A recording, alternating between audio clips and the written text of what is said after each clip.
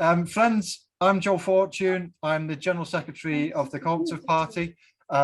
Today, at this Co-op Live session, we're going to be talking about expanding community energy. It's one of the most fantastic aspects of our cooperative family. They do amazing pieces, amazing work, amazing schemes right around the country. It's something that ourselves in the party have been hugely supportive of over a long period of time. I think that sometimes in the cooperative movement, we say, now's the time for insert. But blimey, if it's not community energy, I don't know where it is. And we've been campaigning for a period of time to expand the role of community energy. We think there should be much more of it. We think that it should be supported to grow, and we think that there's ample opportunity for that to happen. You may have seen that we've put out plans, we've had petitions, we've had a range of activity in Westminster and beyond in that space. Part of that campaign is we've had some success. We've seen our sister party, the Labour Party, commit to, I think, one of the boldest policies in community energy for an awful long time, if not, and colleagues may correct me, ever. And I think that if you look at something in and around 1 million new owners of energy, significant financial and other support for community energy, I think that there is better times ahead. I think that community energy has thrived through some of the hardest periods of regulatory barrier, political, and this is my words, this is Chris Skidmore, the government's own net zero report writer, said that this had been neglected, this area. So not only the neglect, but also I think regulatory indifference, if not hostility over a number of years, and community energy has still thrived, has still grown. So with that in mind, that's what we're going to be talking about today. We're going to be talking about the sunny uplands of expansion of community energy, and we've got two fantastic people with us today to lead that discussion.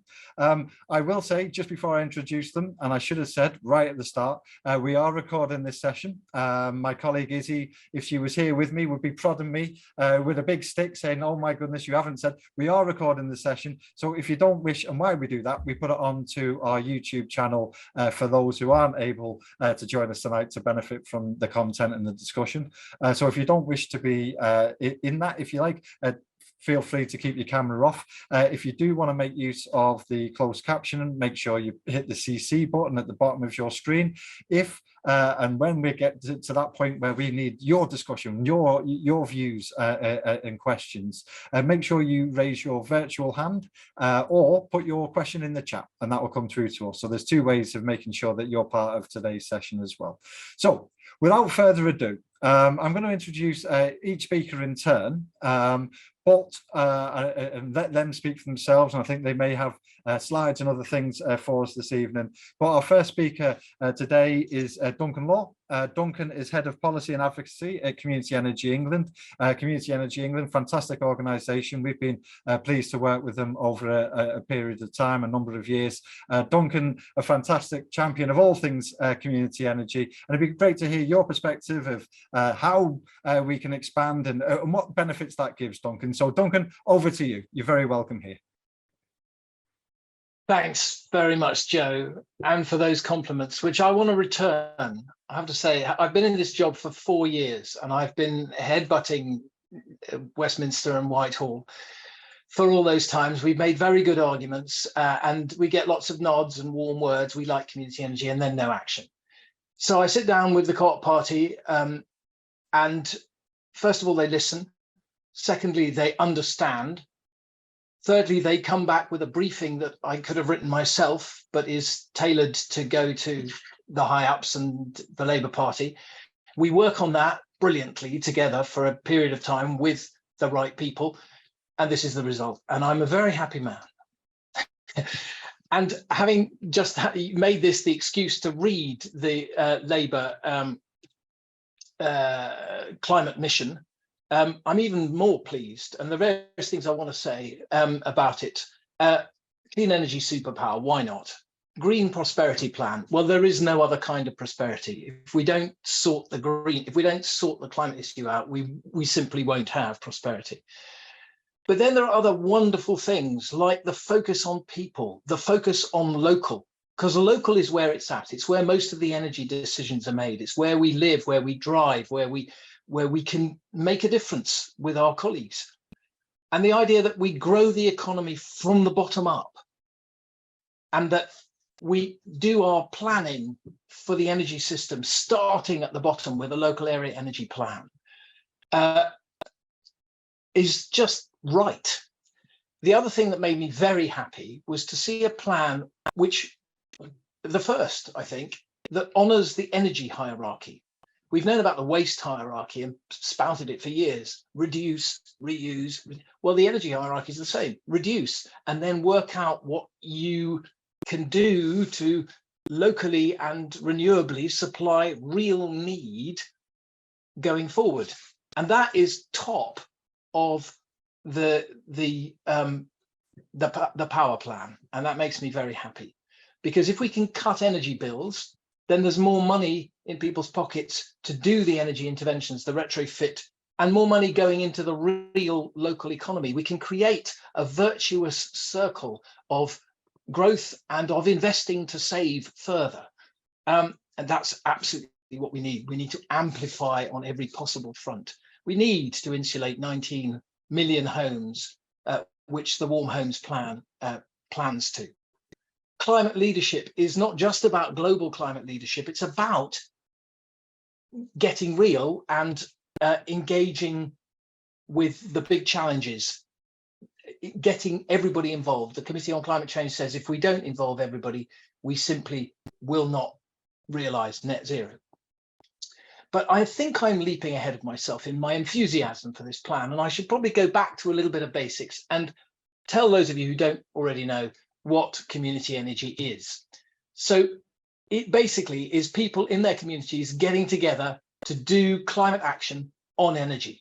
And on the left is West Mill Solar, one of the first from 2008-9, amazing wind turbines and large solar and huge local support. And then energy efficiency and energy advice on the top right-hand corner in South East London, which the South East London Community Energy says actually their energy efficiency work dwarfs the carbon savings of their renewables and delivers £9 of social return on investment for every £1 that the project costs. And then training and bringing new people into the energy transformation in Brixton on the bottom.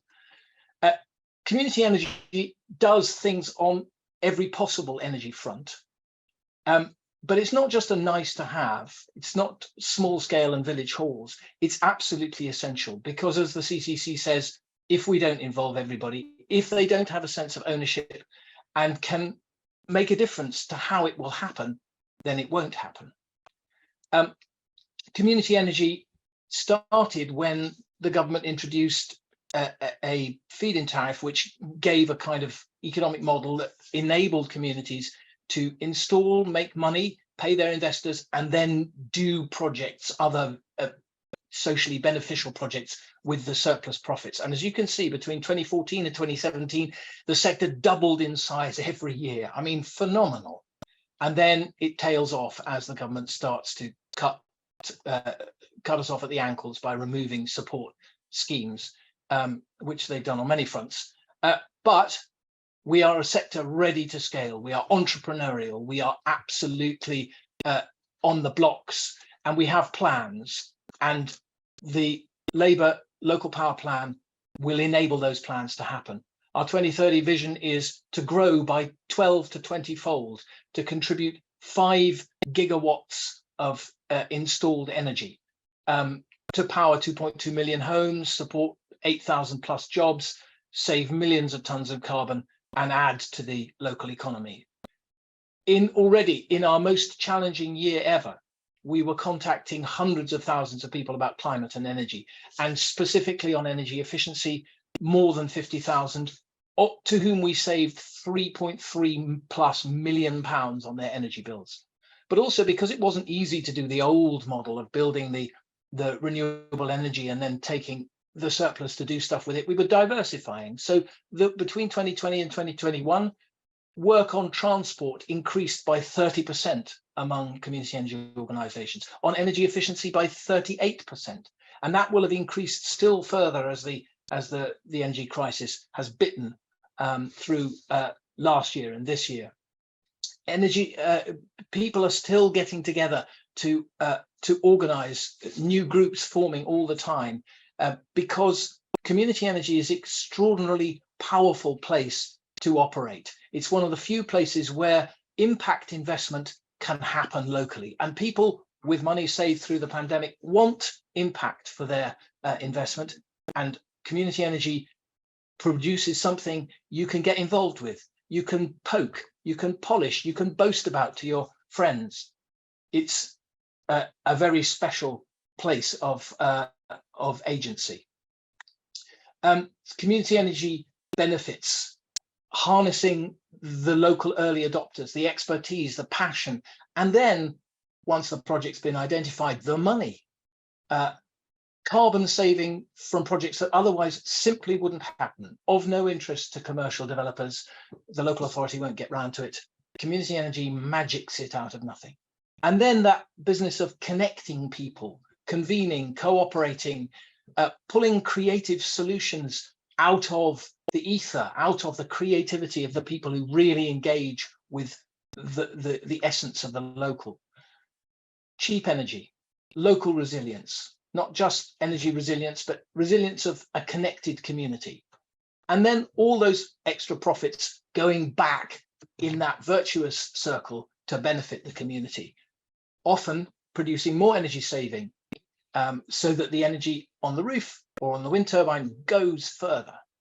And then, yes, that is the foundation for deep and lasting social change. Community energy is so much better at connecting with people and advocating for the changes that need to happen, often difficult, than commercial or even local government. It brings huge amounts of extra benefit, as I've identified. In Scotland, a report shows that community onshore wind is 34 times better at delivering financial benefit to communities than the commercial projects, which are in Scotland mandated to deliver community benefit. So, you know, we want that for our communities. We don't want to just be hosting onshore wind, we want to be doing it. And I've already mentioned fuel poverty better. And it is, because it is locally specific, it is the community embedded test bed of new ways of doing things. So we can't do without it, because that's where a lot of the things that we replicate will come from. So the future we need, it isn't in powering up Britain. No plan for community energy, no extra support, but it is in the climate mission of the Labour Party. Just to nod at a few things that community energy is doing, specifics, I thought I'd start with the energy hierarchy on reduce. And this is the Cheese project in Bristol, which uses thermal imaging to identify weak spots and remedy them in houses. £100 of draft busting materials strategically applied can save a third on energy bills, hundreds of pounds in the first year. A case study of a long relationship from South East London Community Energy with Irene, who had £10 in the bank when she started, and they delivered thousands of pounds worth of benefit. And this is on the supply side. This is a new turbine that's just gone up outside Bristol by Ambition Community Energy, and all the profits from that will benefit Lawrence Weston, which is one of the poorest communities in the area. It's the biggest single turbine in the UK, done at a time when nobody else could do wind, done by a community. And plus megawatt solar rooftop also in Bristol. So here are some, if you're from any commercial or local authority or any organization, here are some reasons to engage and collaborate with community energy. And if you need any further advice or connecting with any of the ones in your area, visit Community Energy England's website, where this map will tell you what's going on in your locality, or contact me. I'd love to hear from you. Thank you. Lovely. Thank you very much for that, Duncan. Great introduction to our discussion today and a great introduction for friends and colleagues on the call to community energy. That's a fantastic map, the one up on the screen. Make sure you take advantage of that after the session. Have a look and see what's in your area. What we want to be doing is making sure that map's even more populated with some fantastic schemes in the near future. Now I'm going to turn to our second speaker today, Sara Grimes. Sara is Head of Business Development at one of these fantastic schemes, Bath and West Community Energy. I'm sure you're on that map. I'm sure you're one of the biggest blobs on that map, Sara, but over to you. You're very welcome here. Great, thank you very much, Joe. Much appreciated. So, yeah, this is about how a community energy organisation sort of works in practice and what we can achieve. So, I'll just share my slides. Okay, are the slides showing? Excellent. So, yeah, so I'm Sara Grimes, the Head of Community Business Development at Bath and West Community Energy, and thanks very much to the Co-op Party and also to Community Energy England for the opportunity to speak this evening. Thank you, and thanks all for coming. So Bath and West Community Energy, I'll get my mouse working, runs on the model that Duncan just described, basically. So we build renewable energy, clean local energy that we operate on behalf of our communities. We're member-led, so as a cooperative, we raise funds through local people. So we do local share offers where local people and people from further afield, but a lot of local people invest and give us the money that we need to build renewable energy, and then we own and operate that energy. So some of that money will go back to the shareholders as interest. So that's a very competitive rate of interest we're able to offer from those revenues. And then excess revenues go to community benefit. So we've got an independent community fund where we distribute the excess revenues. And this is a really major source of income for the local low carbon projects. So just Bath and West Community Energy alone, we've distributed £330,000 since we've been in operation, and that's gone to just about 97 low carbon projects, and we've got £50,000 we're going to be putting into a pot for those communities to bid for again this year. So this is a significant amount of money for local low carbon, and other organisations, actually fuel poverty charities as well. So there's one distributing electric blankets during the energy crisis, for example. So we're able to fund that and provide a ring-fenced fund for these projects, which is really exciting. So since 2010, when we were started, we've raised £22.5 million of investment in renewable energy, and that's enabled us to build 13.35 megawatts of community renewables. Actually, in the main district that we operate in, Bath and North East Somerset, we've been involved in delivering 40% of the total installed renewable capacity. So that just shows that renewable energy, community renewables really can scale, to deliver significant installations. So that's enough capacity to match the annual demand from 4,500 homes, and our portfolio of renewable installations consists of ground-mounted solar, so solar fields. We've got 5 of those, ranging from quite a little one, 250 kilowatts to 5 megawatts. So that's kind of not massive schemes. And this is another thing, is community energy can often deliver at a smaller scale than the commercial developers would be interested in.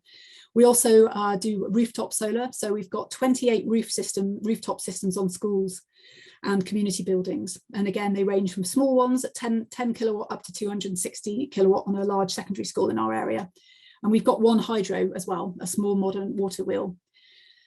Oh, and then lastly, we're going to be looking to invest in wind turbines. So we're really excited that the local council here, Bath and North East Somerset Council, has a policy that overrides the national government's de facto ban on wind turbines and actually lets us get looking for sites again. So we are, which is great. So wish us luck.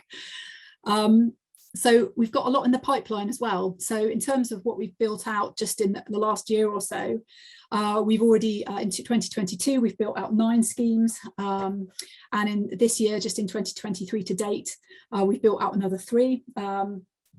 That's a total of nearly 1.2 megawatts just in the last year, and these are a couple of the schemes you see here.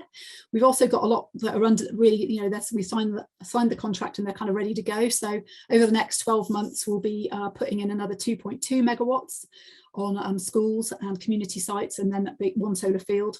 And then over the next 12 to 24 months, we'll be putting in another nearly 14 megawatts. So that's 16 megawatts around that we'll be doing. So we're more than doubling our capacity, which is really exciting over the next 24 months. And these are schemes that are already under development.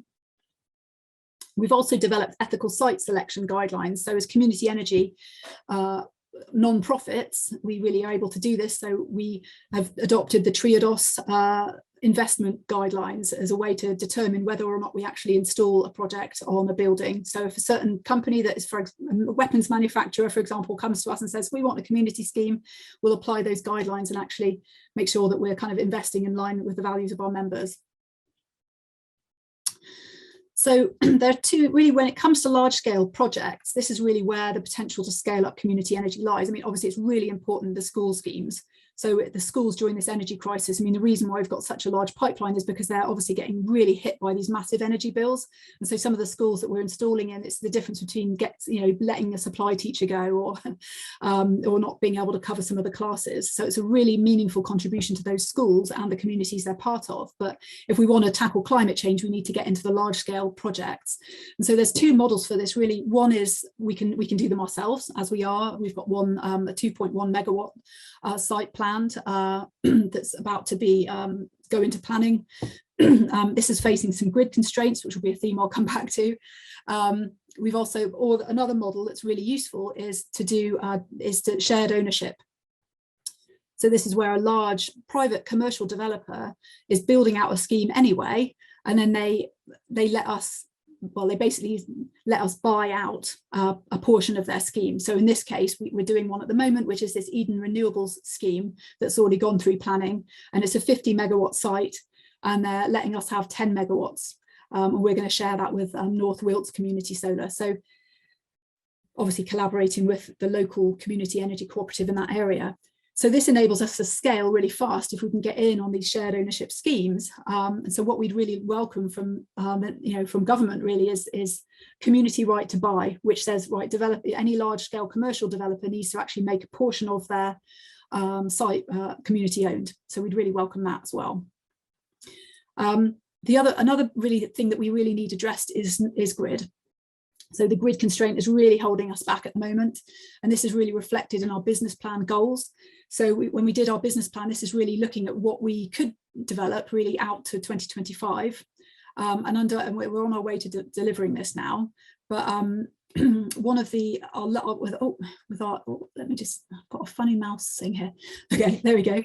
Our low impact scenario. So this is kind of the lowball scenario, is we could do 14 megawatts. Looks like we're going to surpass that, which is really exciting between now and 2025.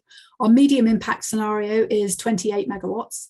So this is 16 megawatts of new capacity. So this includes, as you can see, wind turbines and ground mount. And this will actually match the demand from 10% of local households. So making a really significant contribution to the local energy mix. And this is what we're online really to deliver. We expect to be able to do this, which is really exciting.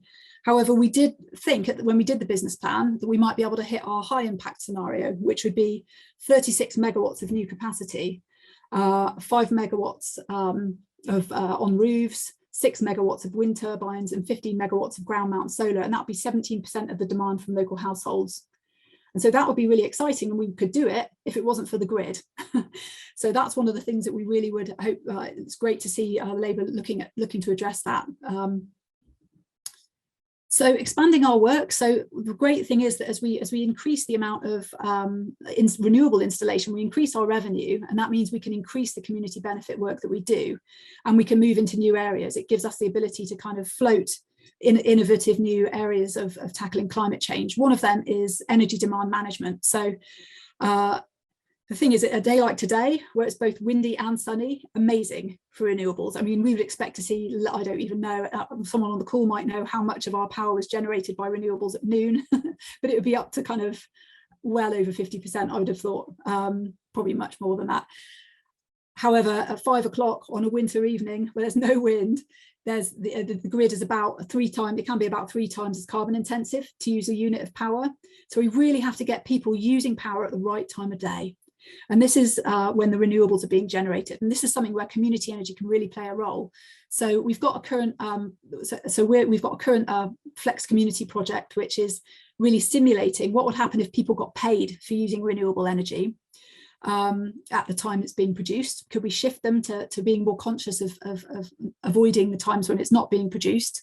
And we're looking at an energy local project, which would actually be literally paying people or having people have lower prices for using power at the time when there's more renewables. So we have to do this big behavior change really if we're going to transition away from carbon fossil fuels.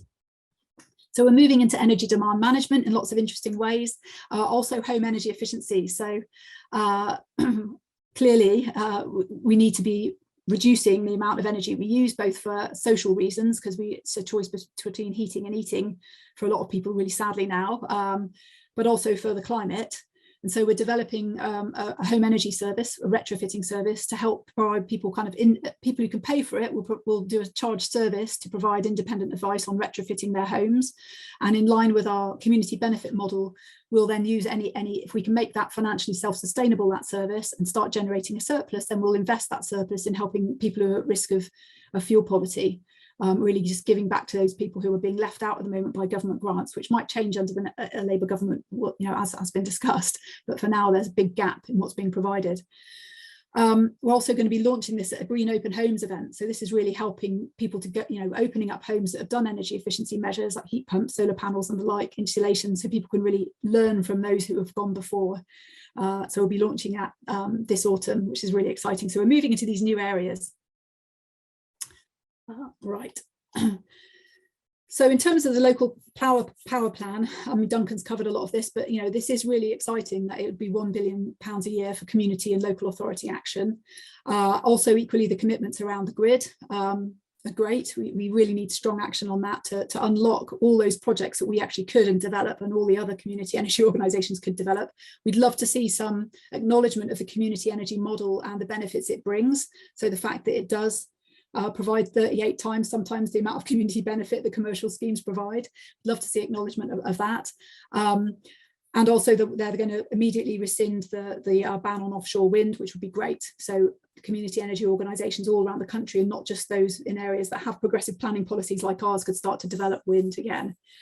And this would really, if this happened, it really unlock, we feel, a boom in community renewables, and enabling an organisation like us really to flourish in every local authority area in the UK, building out 8 gigawatts of new renewable energy capacity across about 20,000 solar and wind projects, creating thousands of jobs, and then also obviously all the community benefit that comes with delivering that through a socially just sort of community energy model.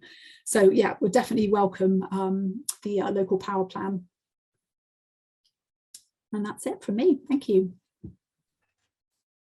Thank you very much, Sarah, for that. And now, friends on the call, I want to make sure that we do have time for questions, comments, observations. I want to hear a bit about, any reflection of what you've heard tonight, how you might want to get involved, how maybe a role of a councillor, different roles that you have in your area, in your community, could benefit from some of the things that we've heard this evening. As I say, make sure you are raising the virtual hand, and I will make sure that we're able to ask you to unmute and come in and join the conversation. And maybe, Sarah, there was an issue with Duncan's cheese project, which made your mouse excited through that. I don't know, but we've got 2, 3, 4 people already wishing to come in. So without further ado, I want to come first to Stephen. So if we're able to unmute Stephen, come on in, join the discussion. Yeah, thanks. I'll be very brief. I just want to say it's really, really interesting what Duncan and Sarah have had to say. I quite agree about the frustration with the grid, because we were able to provide a lot more electricity through wind power, but it was not able to cope with it. So I think we do really need to deal with that issue. We need to accelerate that. I wanted to ask Sarah in particular. That was a lovely presentation you did. What kind of response were you getting from local housing associations and private landlords about, because one of the issues I really think we need to concentrate on is transferring all the homes in the country away from gas, away from gas. We are unique in this country. We're one of the only countries where domestic gas use is so high.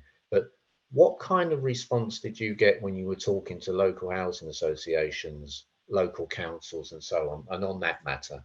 Thank you very much. Thank you, Stephen. And I saw that you were talking about being in from Hackney today, Stephen, where you've got a supportive council who are trying innovative local community energy schemes as well. And just I think the power of when you've got political leadership who get it and care about it, and how transformational that will be. I'm going to take a couple of questions, Sarah. So I've noted that down. I'm going to take a couple in the round, but we'll want to come back on housing associations and grid access as well. Stuart, you were next in. So Stuart, if you're able to come in. Yeah, thank you, Joe. I hope you can hear me okay. My connection's not great. Really nice presentation. I used to work on things like smart metering and climate change, and worked on a Green Deal, which is the coalition's policy. So the stuff you're saying about demand side response we were talking about 10 years ago, and the functionality is not there in the smart meters, and it's a great shame. I do have a specific question though, and I'm going to avoid the temptation to do a speech. I never avoid that I'd like to know. Go on, sorry, I know there's many on this who probably succumb to it. The financing in particular, Sarah, this is not an area that I work in anymore. I'm a barrister now. I'd just like to know a little bit more about how the financing works at the sort of level you're talking about, Sarah. In particular, I spend a lot of time on the South Coast, and we've got a big not-for-profit, but essentially a commercial entity, Shore and Port there, who are doing some really innovative stuff. They've got a couple of turbines, they're looking to do stuff on hydrogen, and they're an obvious big commercial anchor for this sort of stuff. And so firstly, I'd like to ask a question about the financing piece and get a bit more detail about how you finance this stuff up front, but also the collaboration with big commercial entities like that who can really bulk up the scale of what you're trying to do. I know you said you buy a share of some of the solar farms that are going into XYZ installation, but I wonder if you could just elaborate on that a bit more. Thank you. And in the last one in this run, and they're pretty tricky questions actually, Sarah, Duncan. You won't want to come back to a Co-op Party event, and it's no Veronica. And if you're able to come in, Veronica, and then we will get a round of answers from colleagues. Hi, it's a similar question to Stuart, or certainly linked. And thanks very much for the presentations. So I'm from Witney constituency, and we have proposals in our area for an 840 megawatt solar installation, which I think would make it the biggest in Europe. And as you can imagine, this is not being universally welcomed by residents in our area. I don't think there are any particular community proposals, or certainly nothing along the lines of what you have described, Sarah. So I'm just really interested to find out more about the shared ownership model and the biggest folk who you've partnered with, but also to get a sense of how you deal with community pushback, because I'm sure that even with your excellent model, not everyone's always supportive. Thank you very much for those three. Sarah, you took the brunt of the questions, and Duncan, if you're able to come in after Sarah. Sarah, over to yourself. I've got them noted down, so if we miss one, I might come back and prod you again on it. But over to you. Great, thank you. Yes, yeah, those are good ones. Thank you for those. Yeah, no, but thanks for kind of, they're really bang relevant to what we're doing, which is great. So I think the first point was on how have we on the energy efficiency, how have we gotten on in conversations with social housing and the councils. And I will say that actually we're not actually dealing with that segment, I suppose, at the moment is the short answer. where there's absolutely no support really is for people who are in the kind of able to pay or self-funding category. So this is anyone who isn't in social housing, because social housing has sort of funding streams associated with it and requirements, energy requirements associated with it that the private sector, private rental or ownership sector doesn't have. And then there's a limited pot of funding for homeowners who are at risk of fuel poverty, but that's very, very limited. And then there's everyone else. Ranging from kind of grand designs, multimillionaires, all the way down to people who just, you know, aren't quite in bad shape enough to apply for the government grant, you know, if they aren't quite low income enough, you know. And unfortunately that has grown massively with the energy crisis. And so what we're focusing on at the moment is more serving those people. So it's offering for those people who can afford it, who are doing maybe a renovation or something like that, we'll offer a full sort of energy audit. And that's really important from a carbon perspective, because the people who we know that the people who live in the large houses and who've got a lot of money, they're the ones who are producing most carbon typically. So from a climate perspective, we absolutely have to get to those households, but then we'll use that money, and we're actually using some of our other revenues to cross-subsidize free support from those who don't quite qualify for the affordable warmth support from the council. So that's really what we're focusing on at the moment. So we haven't directly addressed this issue of social housing or council housing. Not to say that we wouldn't, but it's just there's a massive unmet need for that massive sector that's just not having anything done for it at the moment, or very little. There are a few things, but generally not much. So I hope that answers that. It does, and I'm going to come back to you, Sarah, because I want Duncan. We talked a lot about megawatts, and we haven't even talked about gigawatts as much as we could have this evening. Yeah. But also the power of the ownership. There was a couple of questions there which just started talking about what does that ownership look like and how does it feel and what's different about it. That's where some of that was going, and I think that that's what inspires in many ways myself, in that million owners of our own energy in this country is where we're trying to get to. A million owners of this piece is remarkable. Duncan, just on the power of that ownership model and what it means to schemes around the country and what it looks like in practice, perhaps. Yeah, no, it is hugely powerful. The one thing that the Committee on Climate Change has said is we need more ownership. People need to be involved and have a stake in the way their energy is generated, and in that gives them more of a stake, and they care more about how they use it. But shared ownership is already in practice all over Europe. In the UK, it's happened a bit in Scotland with some enlightened developers like what used to be Falk Energy, that's now Renantis, and a co-op of co-ops in the community energy sector called Energy for All has enabled a number of communities to get involved and purchase parts of wind farms in Scotland.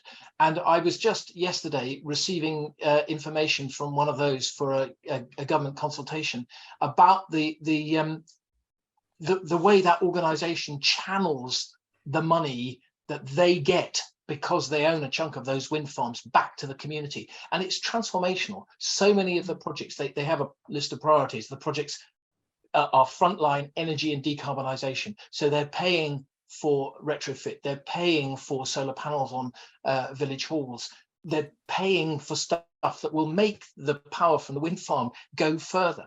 And there is actually in law in the UK a provision for this. It's called the Community Electricity Right, and it's built into the Infrastructure Act 2015. But it's in a schedule that gives permission to the Secretary of State to do stuff, but doesn't say he must or shall by a certain time. It has to be reviewed as of 2021, and we keep asking for it, and they keep saying we'll get round to it. If they then put in the legislation, then it would give a right to communities that live near to onshore and offshore energy projects to say we want to own a chunk of that, and the Secretary of State could say you have to the companies, you have to offer. They won't necessarily take it up. You have to offer 15% to the local community. In Holland, it's 50%. Why can't we do that? And that brings huge benefits. So just if you live in Witney, your MP is Robert Courts, who I met at the Westmill Solar site, Westmill Solar and Wind site last Friday. He's very keen.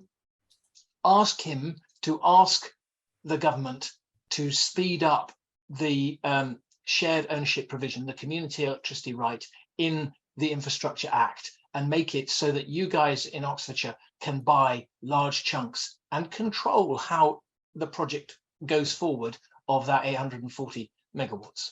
That's pretty specialised Witney information for friends and colleagues in Witney. So good one for that, Duncan, but a great answer. Sarah, and there are other colleagues who want to come in, I want to make sure we've got time. So it was Stuart's question just about like the practicality. I think getting the mind into what does that financing look like? Now that's a huge question, but just like for friends who may be newer to community energy, what are a couple of those basics? How are you talking to potential community owners in your area, in your scheme? Yeah, I think the question was about so there's a question of how are we financed, and then how it might we partner with the like of Shore and Port, I think it was. Right. So I mean, in brief, we work to raise a large portion of our funding through community share offers. So much like other cooperatives, we will offer SELCE shares and we're offering around 5% return at the moment on those shares. So we get a good amount of our investment for our projects through that. And then the rest we get through debt finance, and we use Triodos Bank usually for that, although we have had a loan from the local authority as well in the past. So that's how we tend to get our finance. But there's also ways, opportunities potentially for joint ventures.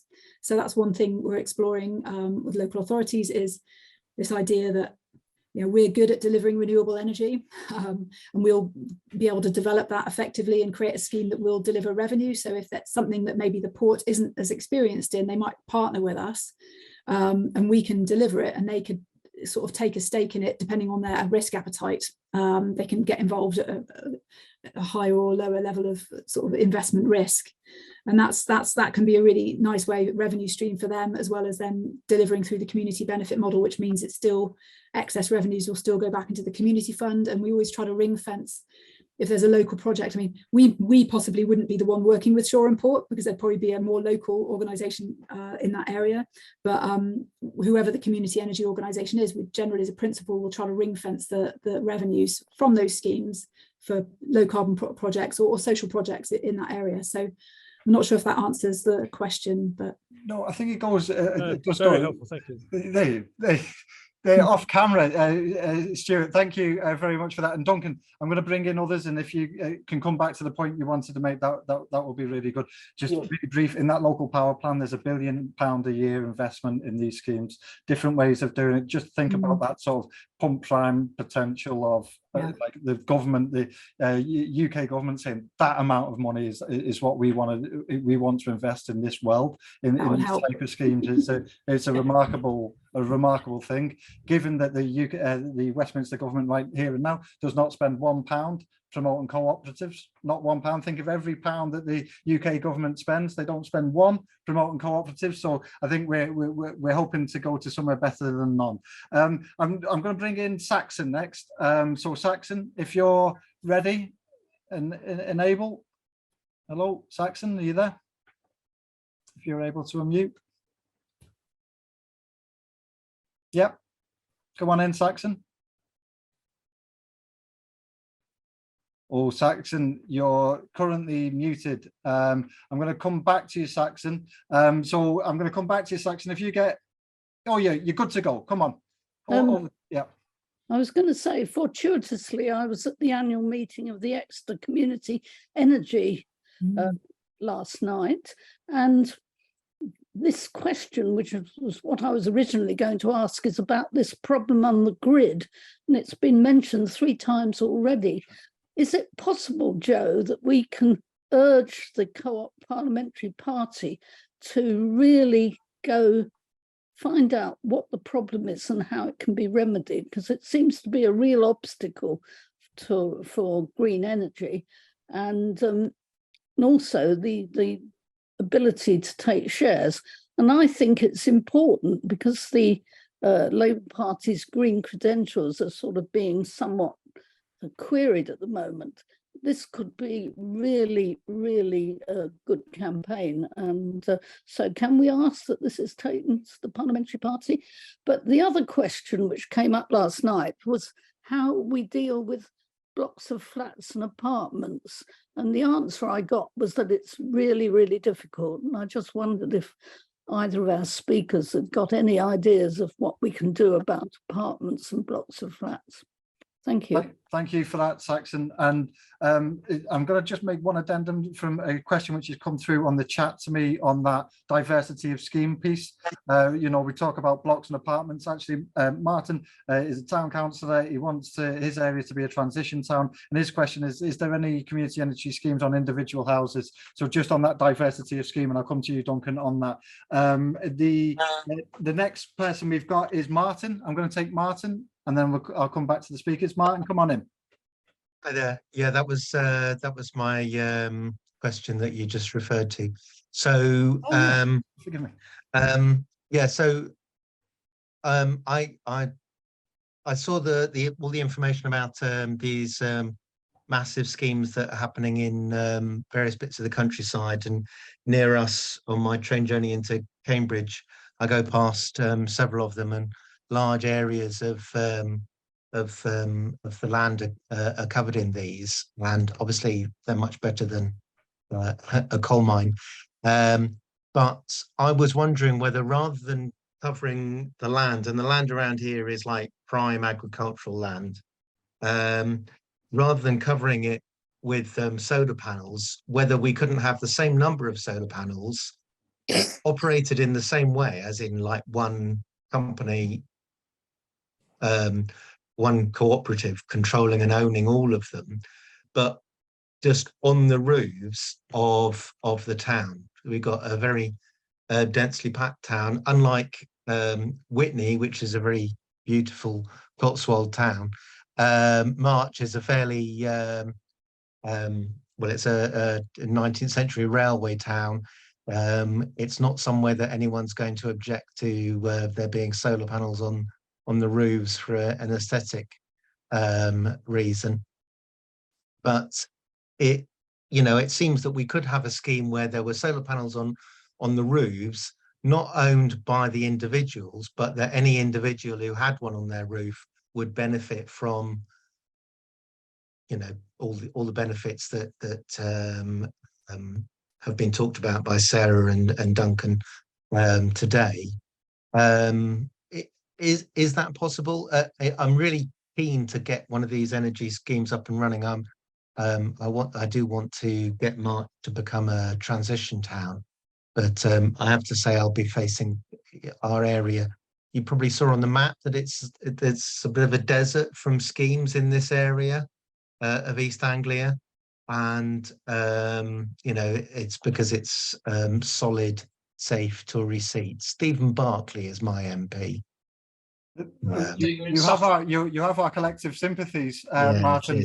But thank you for the question. I'm just conscious of time. There is opportunity to get last questions in, so make sure you have your virtual hands up or get the questions into the chat. I just want to bring in one last one in this round. We've got Alif. Alif, are you able to come in? Yes, can you hear me? Yep. I thought with all the knowledge that you have and the expertise that you have, why is this not a deliberate? Why is this question not a deliberate decision condition for planning? Why isn't it? Thank you very much. Why isn't it? Thank you very much. That ought to be, you have to say, this is what we will do in a planning situation to get that planning passed. I can't see why not. There you go. Thank you. That's a pretty good point. Blooming good point. Right. Okay. So let's go over to our speakers to get some of those answers. Duncan, maybe come to you first on diversity of projects and a bit about that planning piece as well. And then Sarah, I'll come to yourself as well. Duncan. Okay, I'll start with the planning piece because I think it's quite simple. At the moment, the purpose of planning is sustainable development, and that's qualified in paragraphs of stuff. It needs to be, the purpose of planning is to achieve net zero as fast as possible. And would you know it, it was recommended by Chris Kidmore and it's been taken up in the Labour plan. So it will become, there will be a net zero test. It will be what planning has to meet. On blocks of flats, yes, they are difficult. In Brixton, we set up Brixton Energy, and we did the first solar on social housing in a British city, and it was challenging. But Repowering London are specialising in that, and they have got significant funding to carry on exploring it. The big problems there, of course, are mixtures of tenure. You know, some are rented, some are leasehold, and then just the challenges of doing it on flats. Heat pumps, ground source heat pumps, and different kinds of heat networks are all very complicated. But community energy is right in there, developing the best practice for it. Is it going to be ground source with the water pumped round at the temperature it comes out, and then heat pumps in each block? It's all being worked out, but the ownership thing is a real problem. And then Martin, good luck. Do set up a transition town. I set up Transition Town Brixton many moons ago. Rooftops are really important because they are right near where the energy is used. They're more expensive in many cases because you have the scaffolding, and each rooftop is slightly different and has problems. But there are schemes like Solar Together where you can do a kind of bulk purchase, get a bunch of people together and then do a bulk purchasing. And that is exactly the kind of thing that a transition town or a community energy organisation can do for individual householders. And it will become more possible for us to do sort of diverse rooftops with different ownerships, but it's too problematic at the moment, I'd say. Just when you're thinking about large schemes, don't think of them as just monocultures, because very often they are put on the suboptimal land, because that's the land that's not making the farmer any money. And now they can be incredibly biodiverse spaces. If you want to visit one or a website, South Hill Community Energy is winning awards for that, and community energy itself is pioneering the way. Sarah, I'm sure you'll have loads of stuff to add to that. Sarah, you've mentioned grid as well in your presentation, and Saxon had the question in there about what's the problem with grid now. I recognise 6 minutes is going to be a challenge to say what's wrong with the grid. But Sarah, over to you just on any point you want to come back on from Duncan and the other questions, but also that grid piece in particular. Yeah, I mean, and I might defer a little bit to Duncan because he's probably been a bit closer to the national discussions on grid. But I mean, in short, it just needs more investment. I mean, we need to be able to, and also just needs different management, so that we can. And ideally, what we'd like to see is some recognition in the queue to connect a project. The community benefit should be recognised. So we're providing greater benefit, we're providing greater revenue for the local area. So why not put us to the front of the queue is what we would say. I'll defer to Duncan for more on that, because I think it's as you saw from our business plan projections, it's totally central to us achieving what we're able to achieve. I think just coming back on the point about blocks and apartments, that's really important, isn't it? Because otherwise you could see, there's a fairness issue here, isn't there, with kind of who can have benefit from solar power and who can't. If you're living in a block of flats and you're not next to the roof, can you benefit from solar power? Well, we would say that's really important to be able to make that happen. And one of the things that we also feel needs a regulatory change is the ability to share. So if you've got solar panels, why can't you sell that to your neighbours? And this is being piloted in various areas around the world, but regulations prohibit us from doing that. So there are pilots, such as I posted in the chat, like Energy Local, which says, we'll put the panels on the roof and then we'll share it amongst all the residents, and they can all benefit from cheaper bills. I mean, the same goes if you live next to a wind turbine. If you're benefiting directly financially from cheaper power, that's a big reason why you'd welcome your own village wind turbine, and you get to paint it up in your village colours in your, or your local area. So enabling local people to buy local power through a regulatory change is something that could be absolutely transformative for community energy, and something that we really must press for, with whoever's in power. So just to add to that, because absolutely you need to make it possible on blocks and apartments. point, coming back to Martin's point again, yeah, second your enthusiasm for transition towns. I'm very involved in transition Bath myself, and I understand with the field's impact, how as you drive past it, it does look like perhaps like sort of it's turned from the beautiful rolling field into a silver thing or a black thing. But I will say that what we do know is actually really it's a really small amount of that land that we're talking about. Less than 0.5% of the UK land would be required for solar panels for to meet the carbon targets for net zero. So 0.5% of land is not much. The other thing is it's equivalent to 50% of land currently used for golf courses. So make of that what you will. Yeah, as Duncan said, it's not usually put on the best agricultural land. And if it's the wildlife you care about, it's actually brilliant for wildlife in many ways. I mean, we've seen on some of our schemes the 50% increase in biodiversity, because effectively you're putting a hold on that land. You can't plow it, you can't fertilize it, pesticide it. It's going to a wildflower meadow, and you can really, and this is another benefit of community energy, is much more likely to make sure we're absolutely nailing the biodiversity and making sure that happens, because that's really in line with our non-profit social mission. So yeah, probably going to need solar fields too if we're going to meet our net zero target, I'd say. But yeah, appreciate it. Yeah, and it can be an issue, especially if they just raise everything on the ground and put gravel down on top of where grass was and then put the panels on. Yeah, sure, that is an issue, and that's really where community energy can come in and make it not like that. Great, thanks for that. And the thing with the energy discussion is it can go on and on and on and on, and it should, and it must, in where we're talking about here in community-owned energy. Now, colleagues, I'm ever so sorry to friends who wanted to come in. What I'm going to ask is that my colleague Izzy make sure that we make note of name, and we're going to contact you and get you what questions you had answered as well this evening. But what I can absolutely guarantee is that this isn't the only time and only opportunity at the Co-operative Party to talk, to educate ourselves, to motivate ourselves around this important topic. Whilst we've got a great policy win, it's up for us to engage, to inspire, to spread the message as much as possible at every corner, in every community, about what we have in front of us, the opportunity that we have in front of us, because many, many more people must be on this call next time. Many, many more people must own their energy.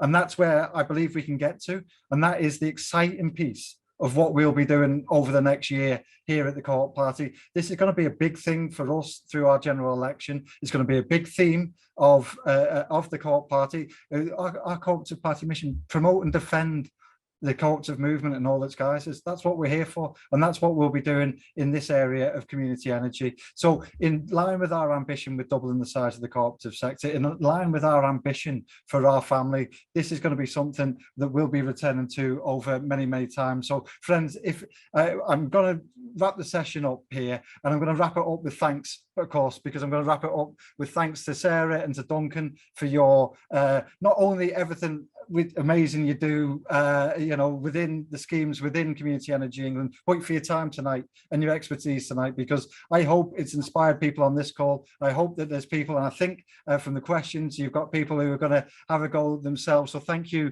very much, Duncan and Sarah. And there's claps. I can see claps and thumbs up. Oh, there's thumbs up from Sarah. I'm sure that's for Duncan. But no, and also thanks for yourselves and your own time to join this call, friends. It's an important piece. There's going to be more opportunities, and I want as many Co-op Party members and supporters to get involved in this campaign as we possibly can. We will, with permission, send the slides round. We will email you tomorrow with the detail of our campaigns and where we're up to with our plan. And if Sarah and Duncan are in charitable form, we'll make sure that those slides are attached to that email. With that, I hope you enjoy your evening. I hope you've enjoyed the discussion. Look out for the next Co-op live session, which is next week on social care. Okay, thanks very much, everyone. See you soon. Bye-bye now. Thank you. Bye-bye.